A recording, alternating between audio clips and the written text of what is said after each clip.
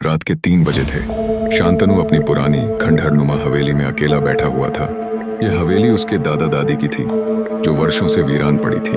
गांव के लोगों का मानना था कि इस हवेली में कुछ अलौकिक शक्तियां हैं और यहाँ रात में अजीब आवाजें आती हैं। परंतु शांतनु को भूत प्रेत पर विश्वास नहीं था। वह सिर्फ 1 हफ्ते के लिए यहाँ आया था, अपने परिवार की जायदाद के कागजात लेने।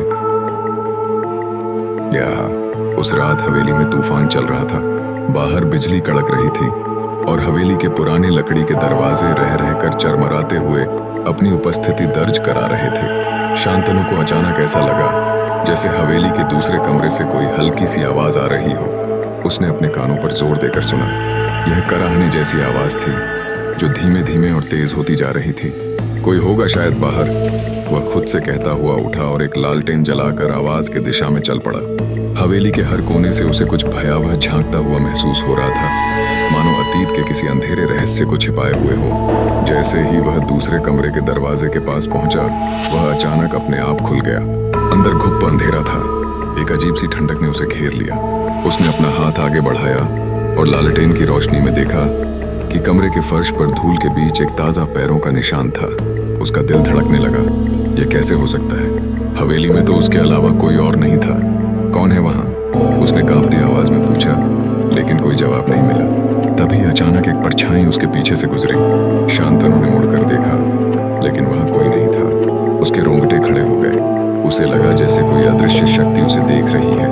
वह तेजी से कमरे से बाहर निकलना चाहता था, लेकिन तभी दरवाजा अपने आप बंद हो गया। हवेली के अंदर की हवा भारी और भयावह लगने लगी। उसे लगा जैसे वह एक अदृश्य जाल में फंस गया है। अचानक उसके कानों में एक स्त्री की कराह सुनाई देने लगी। मुझे बचाओ, मुझे यहाँ से निकालो।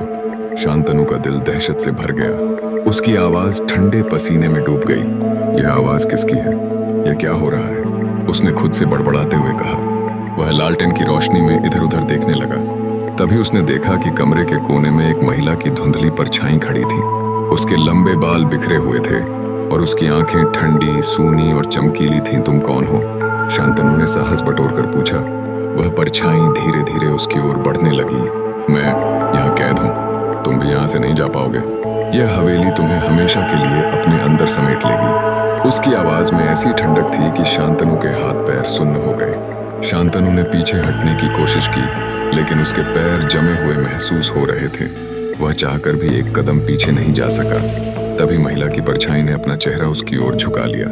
उसकी आंखों में एक अजीब सी चमक थी और उसका चेहरा दर्द और पीड़ा से भरा हुआ था।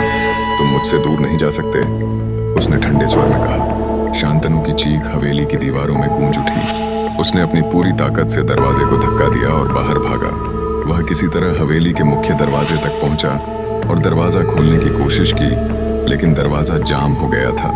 उसकी सांसें तेज हो रही थीं और डर ने उसे पूरी तरह अपनी गिरफ्त में ले लिया था।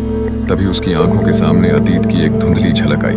उसने देखा कि वही महिला जिसे उसने परछाई के रूप में देखा था, कभी इसी हवेली की मालकिन थी। उसे बेवजह मार डाला गया था और उसकी आत्मा अब भी इस हवेली में कैद थी। वह उसे मुक्त करना चाहती थी, लेकिन उसकी मुक्ति का रास्ता केवल किसी दूसरे की मृत्यु से ही संभव था। तुम मुझसे दूर नहीं जा सकते, तुम्हारी आत्मा इस हवेली की कैद बन चुकी है। महिला की आवाज एक बार फिर गूंज उठी। शांतनु ने चीखते हुए दरवाजे पर मुक्के मारे।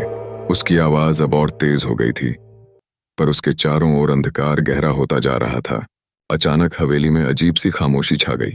उसकी चीखें थम गईं और उसका अस्तित्व हवेली के अंधकार में विलीन हो गया। सुबह हुई, लेकिन हवेली के दरवाजे अब भी बंद थे। गांव वालों ने देखा कि शांतनु की कार तो हवेली के बाहर खड़ी है, लेकिन शांतनु का कोई अता पता नहीं था। लोग कहते हैं कि अब हवेली में 2 परछाइयां दिखाई देती हैं, एक महिला की और एक शांतनु की, जो हमेशा के लिए उस हवेली का हिस्सा बन चुके थे।